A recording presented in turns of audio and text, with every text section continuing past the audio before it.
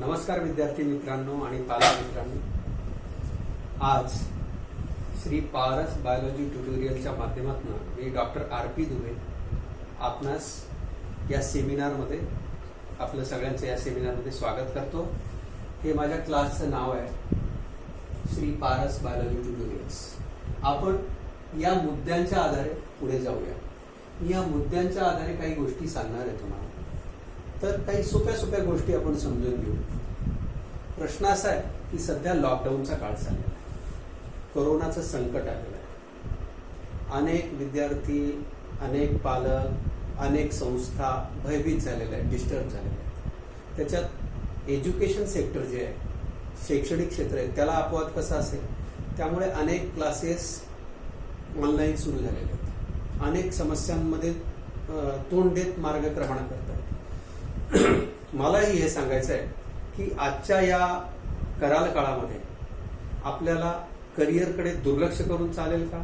तर अजिबात नाही। तर करिअरच्या अँगलने आपण काही गोष्टी बोलणार आहोत। बायोलॉजी हा माझा स्पेशल फक्त बायोलॉजीचा क्लास असणार आहे। या बायोलॉजीमध्ये काय काय करिअर संदर्भातल्या संधी आहेत, कोणकोणत्या गोष्टी आपण करू शकतो त्याच्याबद्दल बोलणार। माझी पद्धत काय असेल, मी काय शिकवणार, मी कशा पद्धतीने अप्रोच ठेवणार ते सांगणार।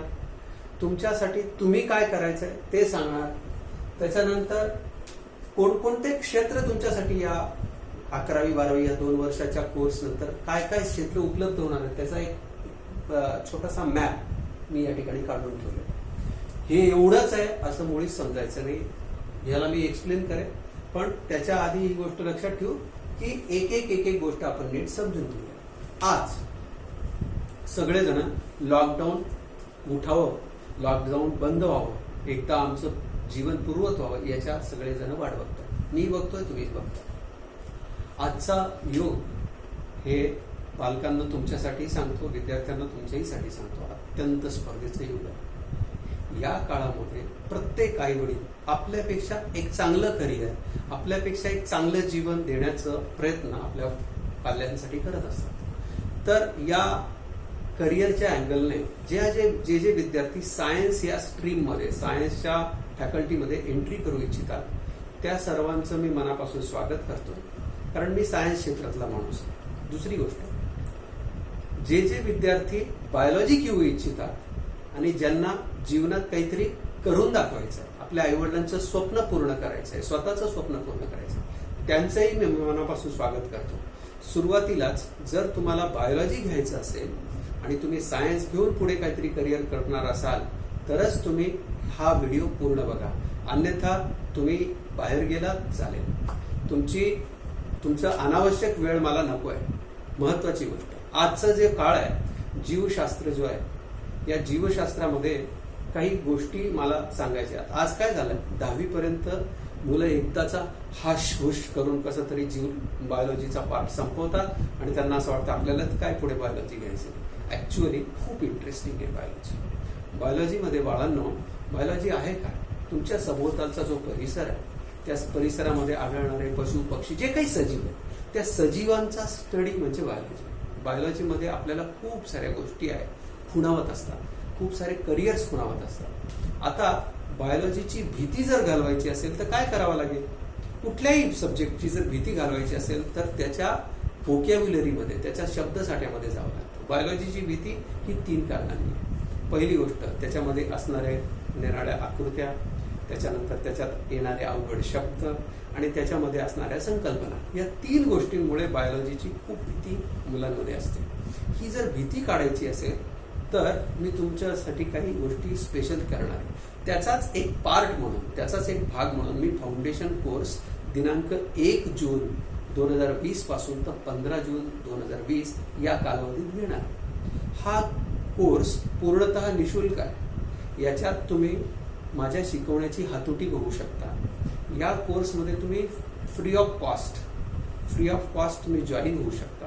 तुम्हाला असं वाटलं की जे काही दुबे सर शिकवताय ते आपल्याला चांगल्या पद्धतीने आकलन होत आहे आणि आपण हा क्लास जॉईन केल्यावर आपण आपलं ध्येय गाठायला सोपं जाईल किंवा आपण निश्चित गाठू शकतो, असं जर तुम्हाला विश्वास वाटला तर तुम्ही जेव्हा ऑनलाईन, जोपर्यंत लॉकडाऊन आहे तोपर्यंत ऑफलाईन, ऑनलाईन, आणि त्यानंतर मग रेग्युलर क्लासेस ज्या वेळेला चालू होतील त्यावेळेला तुम्ही माझ्या क्लासला येऊन जॉईन होऊ शकता.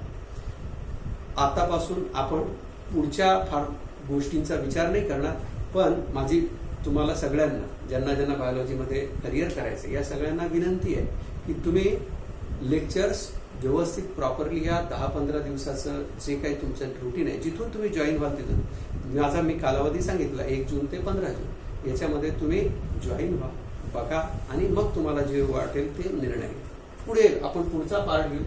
तर ह्या सेमिनारचा उद्देश काय की कॉम्पिटिशनसाठी तुम्हाला तयार करणं. सध्याची जी परिस्थिती आहे, हे बघा, खूप विद्यार्थी दरवर्षी बसत आहेत, खूप विद्यार्थी पास होत आहेत, खूप विद्यार्थी गर्दीच्या क्लासच्या ठिकाणी जात आहेत. दुर्दैवाने अनेक विद्यार्थ्यांना त्यांच्याकडे कॅलिबर असून, त्यांच्याकडे क्षमता असून त्यांचं नीट उपयोग केला जात नाहीये, ते बाहेर काढलं जात नाही. आणि त्याच्यामुळे काय होत आहे की ते चांगल्या कॉलेजेसमध्ये, तुम्हाला एक गोष्ट सांगू, कोणत्या कॉलेजमधून पासआउट झालेलं आहे इंजिनिअरिंग, याच्यावर बऱ्याचशा गोष्टी अवलंबून आहेत की तुमच्या आजूबाजूचं बघा. कोणत्या क्षेत्रातून आपण म्हणतो ना, काही गोष्टींचं, काही कॉलेजेसचं नाव आहे, काही विशेष संस्था आहेत, कोण कुठे काम करतं यालाही फार मोठं महत्व आहे. तर ह्या सगळ्या गोष्टींसाठी, तसं तुमचं एज्युकेशन कुठे झालेलं आहे हे पण फार मोठी, ह्या गोष्टी मॅटर करतात. तर त्याच्यासाठीची काहीतरी तयारी करावी लागेल. तर मला तुम्हाला तयार करायचं आहे ते कॉम्पिटिशनसाठी. या जगात जर घट्ट पाय रोवून उभं राहायचं असेल तर काय करावं लागेल? स्पर्धेची तयारी करावी. स्पर्धेची तयारी करण्यासाठी सगळ्यात महत्वाची गोष्ट काय असेल की त्याच्यासाठी मला माझ्या जीवनासाठी व्रत ठरवून घ्यावं लागेल की पुढचे 2 वर्ष माझे कसे असतील, मी कशा पद्धतीने अभ्यास करणार, मी पालकांना कसं समजून घेणार आणि पालक मला कसे समजून घेतील. या सगळ्या गोष्टींची तयारी तुम्हाला, मला, आपल्या सगळ्यांना मिळून करायची. पहिला उद्देश हा होता. दुसरी गोष्ट, बायोलॉजी शिकण्यासाठी काय काय गोष्टी आवश्यक असतात किंवा बायोलॉजी का आवश्यक आहे. बायोलॉजी आपल्या जीवनाशी संबंधित आहे. बायोलॉजी शिकण्यासाठी 3च गोष्टी लागणार. पहिली गोष्ट, एकाग्रता लागेल की जे मी शिकवणार आहे ते शांतपणे ऐकायचं, आत्मसात करायचं, शंका आली, प्रश्न आले, विचार. दुसरी गोष्ट, जे मी डायग्राम्स शिकवणार आहे, जे मी तुम्हाला एखादी गोष्टचं फ्रेम देणार आहे, एखादे काही नोट्स देणार आहे, ते रिवाईज करत राहणार. तिसरी गोष्ट, जे नाही समजलं किंवा जी संकल्पना ते पुन्हा वाचून तयार करणं. याच्यासाठी 2 वर्षासाठी NCERTचं बुक असतं. कॉम्पिटिटिव्ह एक्झाम याच्यामध्ये 2 प्रकारचे असतात. एक जी असते महाराष्ट्राची असते, त्याला MHCET म्हणतात. दुसरी जी असते ती पूर्ण भारतासाठी असते, तिला नॅशनल एंट्रन्स एलिजिबिलिटी टेस्ट असते, राष्ट्रीय वैद्यकीय प्रवेश परीक्षा असते ती. तर ती असते. याच्यासाठी आतापर्यंत आपली जी पद्धत होती की विचारलेलं उत्तर लिहून यायचं, हा ट्रेंड आता बदलणार. आपल्याला बहुपर्यायी प्रश्नांचा सराव करावा लागणार. बहुपर्यायी प्रश्नांसाठी आपल्याला तयार व्हावं लागणार. ही तयारी करण्यासाठी मी तुम्हाला मदत करणार. पुढचा जो विषय आहे की मी बायोलॉजी का घ्यावं, हा एक मोठा प्रश्न आहे आपला. तर बायोलॉजी मध्ये आपण काय समजतो की बायोलॉजी आपल्या डोळ्यासमोर काही, आपल्या डोक्यात कन्सेप्ट बसलेले आहेत, काही गोष्टी आपल्या संकल्पना फिक्स झालेल्या आहेत. तर एक गोष्ट लक्षात, बायोलॉजी म्हणजे डॉक्टर, बायोलॉजी म्हणजे फार्मसी असं नाहीये बरं का. खरं कसं आहे ते बघा. इथं मी लिहिलेलं आहे, शॉर्ट मध्ये लिहिलंय. हा कन्सेप्ट मॅप सारखा तुम्ही वापर करू शकता. हे म्हणजेच सगळं असंही समजू नका. याच्या सोडूनही बाकीच्या संधी. इथे बघा मी RR दाखवले सगळे. ज्या ठिकाणी RR रेड कलर मध्ये दाखवले ते सगळे रिसर्च फील्ड पण. इथून जर आपण सुरुवात केली तर किशोर वैज्ञानिक प्रोत्साहन योजना नावाची एक योजना असते. या 11वी 12वी सायन्सचे जे विद्यार्थी असतात ते बायोलॉजी घेऊन ही परीक्षा देऊ शकतात. ही जर परीक्षा दिली आणि त्याच्यात नंबर लागला तर गव्हर्नमेंट ऑफ इंडिया किशोर वैज्ञानिक म्हणून त्यांना मान्यता देतं आणि पुढचं सगळं शिक्षण तिथे होतं. ज्या राष्ट्रीय नामांकित जे एज्युकेशन सेक्टर्स आहेत, अशी जागा आहे, असा भाग आहे की जिथे अति सायंटिस्ट बनण्यासाठी, ज्याला आपण म्हणू शकतो, ते एज्युकेशन ह्या किशोर वैज्ञानिक प्रोत्साहन योजनेमध्ये असतं आणि या ठिकाणी देशातले वैज्ञानिक घडवले जातात. तीच गोष्ट आयझर आणि नायझर या संस्थांमार्फत पण तसंच केलं जातं. मात्र याच्यासाठीच्या ज्या प्रवेश परीक्षा आहेत त्या प्रवेश परीक्षांची तयारी 11वी आणि 12वी मध्येच केली जाते. आता इन जनरल जर आपण बोलायला गेलो तर बायोलॉजीमध्ये करिअर किती प्रकारचे असतात, तर सगळ्यात वरती मी इकडे बघा फार्मसी लिहिलेलं आहे. हे फार्मसी तुम्हाला माहिती आहे, डी फार्म, बी फार्म आणि एम फार्म असे फार्मसीचे कोर्सेस असतात. या फार्मसीवाले निरनिराळे औषधं शोधत असतात, निरनिराळ्या औषधांच्या ट्रायल्स घेत असतात. औषधांच्या क्षेत्रामध्ये ज्यांना करिअर करायचं त्यांना देखील बायोलॉजी अनिवार्य सब्जेक्ट म्हणून, अनिवार्य विषय म्हणून घ्यावा लागतो. दुसरी गोष्ट, दुसरं करिअर आहे मेडिकलचं. हे सगळ्यांना माहिती आहे. याच्यात MBBS हे ॲलोपॅथीचे डॉक्टर असतात, BDS दातांचे हे सुद्धा ॲलोपॅथीचे डॉक्टर असतात, BAMS आयुर्वेदाचार्य असतात, आयुर्वेदिक डॉक्टर असतात. जो विषय BUMS हे युनानी डॉक्टर असतात, हे जनरली उर्दूमध्ये शिक्षण देतात. आणि BHMS हा होमिओपॅथीचा कोर्स आहे. तर हा एक मेडिकलचा एक मोठा सेक्टर आहे. पॅरामेडिकल कोर्सेसमध्ये नुसते डॉक्टर असून चालत नाही ना, डॉक्टर सोडून पण बाकीचे क्षेत्र असतात. तर त्या डॉक्टरांना सपोर्ट करणारे जे क्षेत्र असतात त्यांना आपण म्हणत असतो पॅरामेडिकल्स. आता ह्या पॅरामेडिकलमध्ये आता ह्या दोन लोकांचा किती मोठा सहभाग आत्ताच्या ह्या महामारीच्या काळात, कोरोनाच्या महामारीच्या काळात आलेला आहे. किती हे लोक झुंज देत आहेत, लढत आहेत आणि शेकडो नव्हे हजारोंनी प्राण वाचवत आहेत. त्यांना आपण सगळ्यांनी निरनिराळ्या प्रकारे, तुम्हाला माहिती आहे की आपल्या देशाच्या पंतप्रधानांनी ज्या ज्या वेळेला आवाहन केलं, आपण कधी थाळी वाजवून, कधी दिवा दाखवून, कधी टॉर्चेस, हे सगळं करून आपण त्यांना मानवंदना केली. तर हे जे हा जो स्टाफ आहे हा प्रत्यक्ष आता लढताना आपल्याला दिसतो. या पॅरामेडिकल स्टाफमध्ये कोण कोण आहे? नर्सिंग आहे. या नर्सिंगमध्ये तुम्हाला माहिती आहे ते नर्सेस जे असतात, जसं मेल नर्स असतात, फिमेल नर्स असतात, या दोन्ही प्रकारच्या नर्सेस याच्यामध्ये असतात. हे फार मोठी सेवा, डॉक्टरांनी दिलेलं जे प्रिस्क्रिप्शन असतं, डॉक्टरांनी दिलेली औषधं असतात, ते प्रत्यक्ष अंमलबजावणी करण्याचं काम यांच्याकडनं असतं. फिजिओथेरपी एक अशी ब्रांच आहे की ज्या ब्रांचमध्ये सपोर्टिव्ह ब्रांच आहे. निरनिराळ्या प्रकारचे ऑपरेशन्स होतात, तुटफूट होते, मोठमोठे ऍक्सिडेंट्स होतात. हे लोक त्या अवस्थेतनं रुग्णाला बाहेर काढून एक नवसंजीवनी देण्याचं काम या फिजिओथेरपीच्या माध्यमातून केलं. आपल्याला माहिती आहे की टेक्निशियन्स असतात, मोठमोठे जे रक्त, त्याच्यानंतर शरीरातले विविध द्रव तपासणारे जे डॉक्टर्स असतात ते, त्याच्यानंतर CT स्कॅन, एक्सरे वगैरे वगैरे जे काढणारे, MRI स्कॅन, पेट स्कॅन, ऑपरेशन थिएटर, हे सगळे जो पॅरामेडिकल स्टाफ असतो या सगळ्यांसाठी वेगवेगळं एज्युकेशन असतं. हे आपल्याला समजून घ्यावं लागेल. हे सुद्धा बायोलॉजीच्या क्षेत्रातच इन्क्लूड केलं जातं, येत असतं. पुढचं जे आहे पॅरामेडिकलमध्ये, ही ऍक्च्युअली पॅरामेडिकलची ब्रांच नाहीये फॉरेन्सिक. ही उत्तरीय तपासणी जी असते, पोस्टमॉर्टेम नंतरची तपासणी, निराळ्या ठिकाणी निराळ्या प्रकारचे गुन्हे घडत असतात. या गुन्ह्यांचा शोध घेणारी जी शाखा आहे तिला फॉरेन्सिक मेडिसिन म्हणून किंवा फॉरेन्सिक सायन्स म्हणून तिचे आपल्या महाराष्ट्रामध्ये 1-2 ठिकाणीच सगळे, पण तिचाही उगम बायोलॉजी पासून आहे. बायोलॉजी असणाऱ्यांनाच त्याच्यात प्रवेश दिला जातो. उत्तम मार्क मिळवणारे बायोलॉजीचे स्टुडंट या कोर्ससाठी पात्र ठरतात. तुम्ही CID वगैरे मध्ये बघत असाल. डायटिशियन म्हणजे आहार तज्ञ, हा सुद्धा कुठल्याही हॉस्पिटलचा एक अविभाज्य भाग असतो. जेवढे खूप नामांकित आजच्या हॉस्पिटल्स आहेत, या हॉस्पिटल्समध्ये बरेचदा जेवण दिलं जातं. त्या जेवणाची गुणवत्ता, त्या कोणत्या व्यक्तीला, कोणत्या आजाराला कोणत्या प्रकारचं जेवण द्यायचं, हे सगळं डायटिशियन्स ठरवत असतात. ऍग्रिकल्चरचं फील्ड आपल्याला माहिती आहे, आपला देश कृषीप्रधान आहे. या कृषीप्रधान देशात आज ह्या ऍग्रिकल्चरमध्ये, शेतीशास्त्रामध्ये खूप साऱ्या ब्रांचेस झालेल्या आहेत. मी त्याच्यातल्या काही मोजक्या ब्रांचेस तुम्हाला सांगतोय.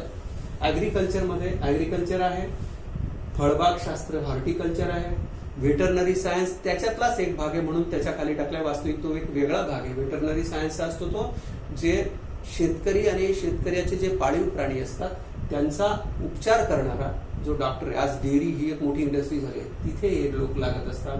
त्याच्यानंतर पुढे जी आहे डेअरी टेक्नॉलॉजी, दूध आणि दुधापासून तयार झालेले विविध पदार्थ ज्याच्यामध्ये त्यांचा अभ्यास केला जातो, ते टिकवायचे कसे वगैरे वगैरेचा जो असतो ते डेअरी टेक्नॉलॉजी.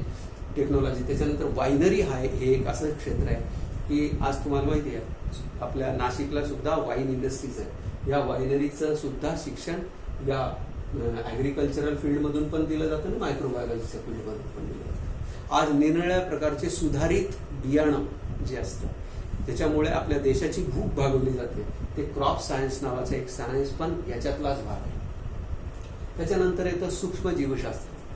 सूक्ष्म जीवशास्त्रामुळे खूप मोठ्या प्रमाणात आपलं जीवन सुधारलं गेलेलं आहे आणि खूप मोठे बदल झालेले आहेत. या मायक्रोबायोलॉजीमुळे आजारांचं जसं निदान केलं जातं, आता कोरोनाचा विषाणू हा याच ब्रांचचा भाग आहे. तर हे मायक्रोबायोलॉजिस्ट जे असतात ते निरनिराळ्या प्रकारच्या जंतूंचा अभ्यास करून डॉक्टरांना पूरक असं मार्गदर्शन करतात. औषधांचा अभ्यास, कोणकोणत्या औषधांचा परिणाम होतो, कोण कशाचा होत नाही, हे सगळ्या गोष्टी मायक्रोबायोलॉजिस्ट ठरवत असतात, सांगत असतात. आणि अनेक क्षेत्रांमध्ये यांचा वावर असतो मायक्रोबायोलॉजिस्टचा. सगळ्यांचा उल्लेख करणं याला तासन तास लागतील, इतका मोठा विषय आहे. मी थोडक्यात एक परिचयात्मक तुम्हाला सगळं सांगतोय की बायोलॉजी नंतर करिअर काय काय असतं. पुढची जी एक इमर्जिंग ब्रांच जी आत्ता उदयास आलेली आहे, एक 40-50 वर्षापूर्वी जिचा उदय झालेला अशी जी ब्रांच आहे तिचं नाव आहे बायोटेक्नॉलॉजी. या बायोटेक्नॉलॉजीने आमच्या जीवनात, आमच्या संशोधना इथे झालेल्या संशोधनामुळे ॲग्रिकल्चरमध्ये, मेडिकल सायन्समध्ये खूप मोठ्या मोठ्या संधी उपलब्ध करून दिल्या आहेत. माणसाचं जीवन सुखकर करण्याचा प्रयत्न करणारी ही ब्रांच. तर असं हे ओव्हरऑल जे आहे, इथं तुम्हाला दिसतंय का टेक्निशियन्स मध्ये ऑप्टोमेट्रिस्ट, परफ्युजनिस्ट, तुम्हाला असं वाटलं सर बोलले नाही, तर ऑप्टोमेट्रिस्ट डोळ्यांच्या डॉक्टरांचे जे असिस्टंट असतात, चष्मे वगैरे बनवतात, त्यांची एक ब्रांच आहे. परफ्युजनिस्ट जे असतात ते हृदयाच्या ऑपरेशनमध्ये मदत करतात किंवा मोठमोठ्या ऑपरेशन्समध्ये मदत करतात. स्पीच थेरपिस्ट जे असतात ते वाचा आणि श्रवण दोषाचे तज्ज्ञ असतात. असेच इंजिनियर्स असतात जे निराळे कृत्रिम बूट वगैरे बनवतात. डेंचर्स बनवणारे डॉक्टर्स असतात, कवडी वगैरे बनवतात, हे टेक्निशियन्स असतात. असे खूप साऱ्या ब्रांचेस आहेत मुलांना. डायलिसिस जे असतं, अनेक लोकांना किडनी फेल होते, त्यांचे जे उपचार केला जातो, खूप साऱ्या ब्रांचेस. काय समजलं, काय वाटलं? मी फार भडीमार केला का? बिलकुल नाही. मला एकच वाटतं की बायोलॉजीची जी एक संकुचित आपण विचार करतो, डॉक्टर, नर्सेस यांनाच बायोलॉजीला, असं नाहीये. खूप मोठं क्षेत्र आहे बायोलॉजी. तर तुम्ही याच्यातलं कुठलंही स्वप्न बघू शकता, तुम्ही कुठलीही ब्रांच निवडू शकता, हा तुमचा चॉईस असेल. आणि तुम्ही त्या क्षेत्रात पुढे जावं, त्या क्षेत्रासाठी आवश्यक असलेलं मार्गदर्शन तुम्हाला माझ्याकडून मिळेल. त्या क्षेत्रात आवश्यक असलेलं नैपुण्य तुम्हाला विकसित करायचं आहे. तुम्ही आणि मी, आपण सगळे मिळून या क्षेत्राकडे, या तुमच्या आवडीच्या याच्यातल्या ज्या ठिकाणी मी आर लिहिलेलं बघा, या सगळ्या रिसर्च फील्ड आहे. म्हणजे याच्या शास्त्रज्ञ म्हणून सुद्धा नावारूपाला येता येऊ शकतं. हे असं सगळं आहे.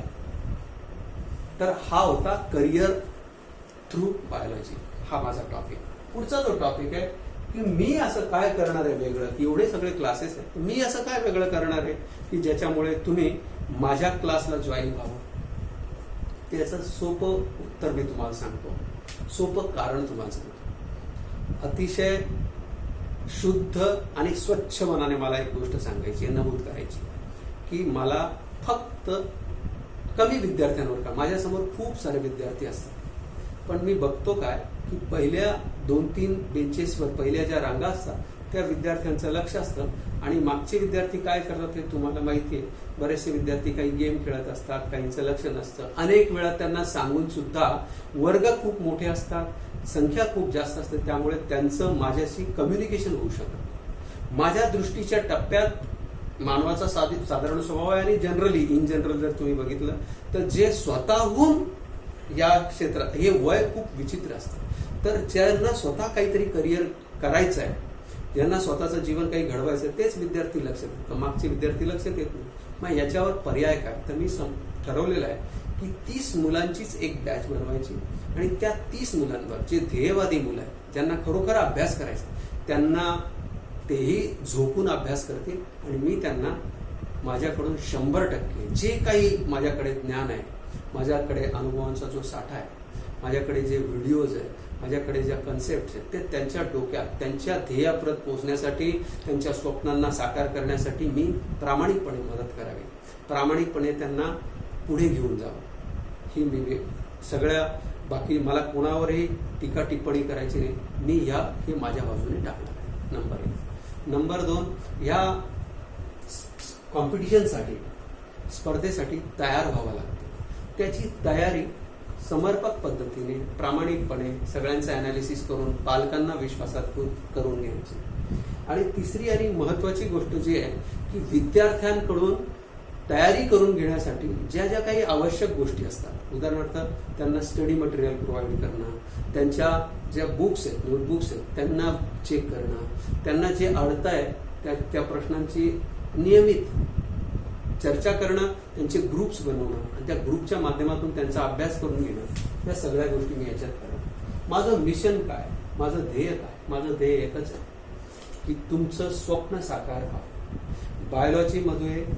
बायोलॉजी विषय घेऊन जे स्वप्न काहीतरी तुम्ही बघितलेलं आहे किंवा बघणार आहात, बघाल, त्याच्यात माझा करायचं तुम्हाला आहे. माझाही काहीतरी सहभाग असेल, माझाही वाटा असेल. सिंहाचा वाटा तुमचा असेल, पण खारीचा वाटा मी नक्कीच उचलायला तयार आहे. तुम्हाला सगळ्या प्रकारची माझ्याकडून मदत होईल, माझ्याकडून सगळ्या प्रकारचं गायडन्स मिळेल. मी माझ्या अनुभवाचा, कौशल्याचा जास्तीत जास्त उपयोग करून तुमचं करिअर घडवण्यात तुम्हाला मदत करू इच्छितो. म्हणून तुम्ही ह्या 15 दिवसाचा 1 जून ते 15 जूनचा जो माझा फाउंडेशन कोर्स चालणार आहे, ज्याच्यात मी पूर्ण 11वी आणि 12वी हे 2 वर्षामध्ये बायोलॉजीमध्ये काय काय शिकायचं आहे आणि तुमची एक मानसिक तयारी जी आहे ती मी करून घेणार आहे. मला असं वाटतं की तुम्ही मला जे म्हणायचं होतं, माझ्या ज्या भावना होत्या, त्या मी चांगल्या पद्धतीने व्यक्त करण्याचा प्रयत्न केलेला आहे. पालकांकडून मला छोटंसं सहकार्य अपेक्षित आहे की पालकांनी या क्लासेसचं, या फाउंडेशनच्या जी बॅच मी चालू करणार आहे ही मी झूमवर घेणार. तुम्ही जर प्रत्यक्ष जॉईन होऊ शकलात तर खूप आनंदच आहे. जर प्रत्यक्ष नाही, काही अडचणीमुळे जर नाही जॉईन होऊ शकले तर तुम्हाला लिंक पाठवण्यात येईल, ती बघा. नोटबुक, पेन घेऊन प्रॉपर क्लास सारखं मुलांकडून ती तयारी करून घ्या. दुसरी गोष्ट की काही अडचण असेल तर मला जरूर संपर्क करा. आणि ज्या वेळेला हे लॉकडाऊन संपेल त्यावेळेला माझा जो गंगापूर रोडला क्लास आहे, त्या क्लाससाठी तुम्हाला असं वाटलं की माझ्या मुलाला नीट कळतंय, मुलाला असं वाटतंय की मला सरांनी शिकवलेलं नीट कळतंय, मला त्याचं पूर्ण आकलन होत आहे, तर तुम्ही माझ्या क्लासला जॉईन होऊ शकता. एवढंच सांगतो, बाकी काय. खूप वेळ झाला असेल ना. तुम्ही दिलेल्या वेळेबद्दल मनापासून आभार मानतो. धन्यवाद. पुन्हा आपण लेक्चरच्या वेळेला मी झूमवर लेक्चर घेईन, त्याच्यात आपण पुन्हा एकदा भेटू. थँक्यू.